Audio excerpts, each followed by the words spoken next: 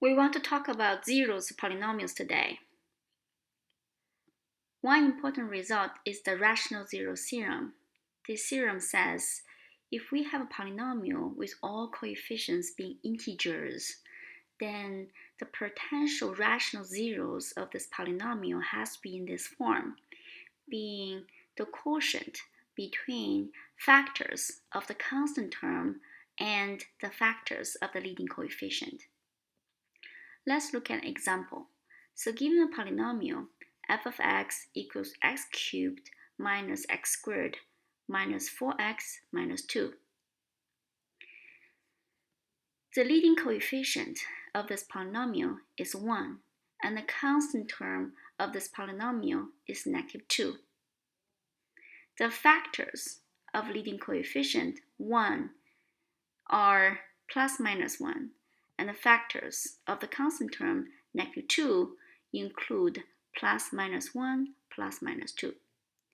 By the rational zero theorem, any possible rational zero of this polynomial has to be the ratio between the factors of the constant term and the factors of the leading coefficient. So we divide plus minus 2 into all possible factors for the constant. That gives us these possibilities, which can be reduced to either plus minus 1 or plus minus 2. This result says if this polynomial has any rational zero, it has to be inside this set, which includes plus minus 1, plus minus 2. So now we're going to check some of them. Let's start with the first choice, positive 1. We can check this by direct substitution. We substitute x with 1, evaluate our original polynomial at x equals 1. This gives us negative 6, which doesn't equal 0, which says 1 is not a zero of our polynomial. Now we can check the next candidate, negative 1. Again, we evaluate this polynomial at x equals negative 1 by substitution. This calculation will give you the function value when x equals negative 1 being exactly 0. So by definition, negative 1 is indeed a 0. Not only we can check this number by direct substitution, we can check it with synthetic division. So if we go through the synthetic division process for this number negative 1, as we learned last time, eventually you will have the remainder being 0. By the factor theorem, if the remainder is 0, this says negative 1 is a zeroth polynomial and x plus 1 is going to be a factor of your original polynomial. And the numbers in front of this remainder are going to be the coefficients of the quotient. Because we are dividing the original polynomial by a linear term, the quotient degree will reduce by 1. So original polynomial is a third degree polynomial. That means our quotient is going to be a quadratic polynomial. Put this all together.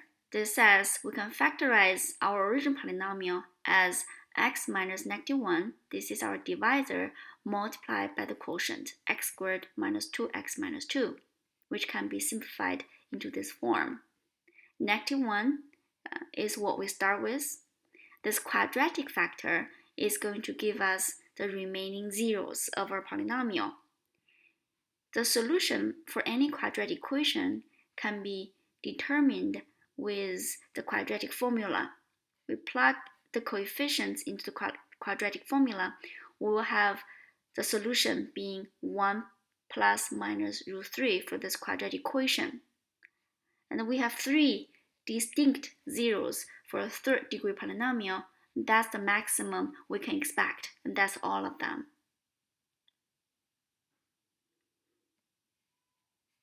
So this is one application for the rational zero theorem. It gives us the candidates for rational zeros that we can start with eventually combining with other techniques, we'll be able to figure out all zeros of the polynomial. The next important point I want to make is that for the polynomial with real coefficient, the zeros of that polynomial either is going to be real number or is going to be complex conjugate pairs. Now let's look at this example. We have a chaotic polynomial, meaning polynomial of degree 4. And we know that 1 plus 5i is a zero of this polynomial. Because the coefficients of this polynomial are real numbers. This says if 1 plus 5i is a zero, then its conjugate 1 minus 5i has to be zero as well. Correspondingly, x minus those numbers are going to be a factor of polynomial.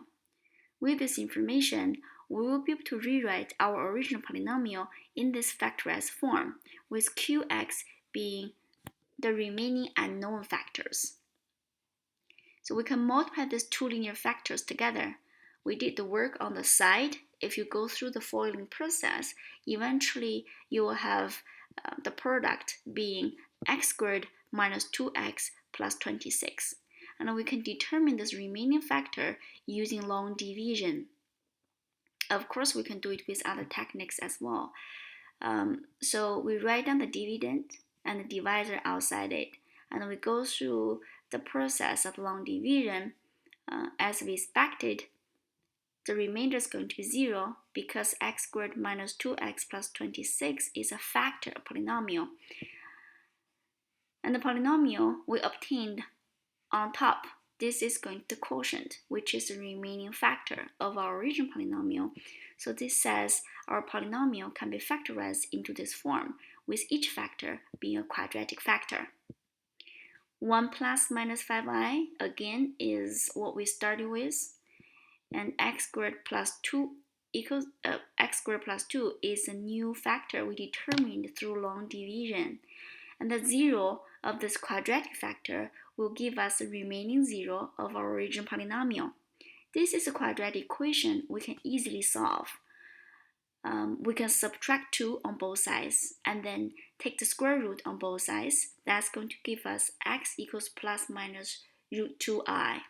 Combining these numbers together, that gives us all zeros for a polynomial because we have a degree 4 polynomial and we have 4 distinct zeros. That's the maximum we can expect. Each of the 0 is going to give us a linear factor of that polynomial. In other words, we can rewrite our original polynomial in this factorized form, with each factor being a linear factor. And the zeros of our polynomial is also called the solution of the corresponding polynomial equation. So we have the solution being the numbers we have determined in part A.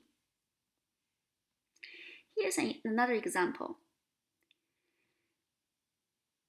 This question asks us to find a third-degree polynomial with integer coefficients with zeros, including 2 plus I and 4 over 3. Since we want to construct a polynomial with integer coefficients, then we will expect the 0 either is going to be real or complex conjugate pairs. Since we have one 0 being 2 plus I, this imply one of the factor being x minus 2 plus I. And the complex 0 has to come in conjugate pairs. This says 2 minus I has to be a 0 of our polynomial as well. Correspondingly, the linear factor is going to be x minus 2 minus I. And the real 0, 4 over 3, will give us another linear factor. Combining these factors together, we have the generic form for a third-degree polynomial with zeros being these 3 numbers.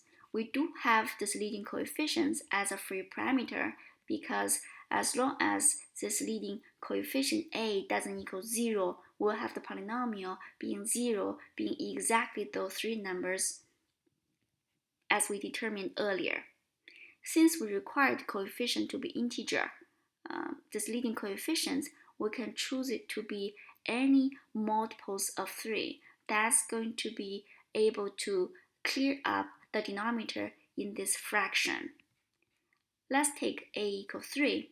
That's going to give us one possible polynomial with integer coefficients and with 0 being the numbers which are given to us.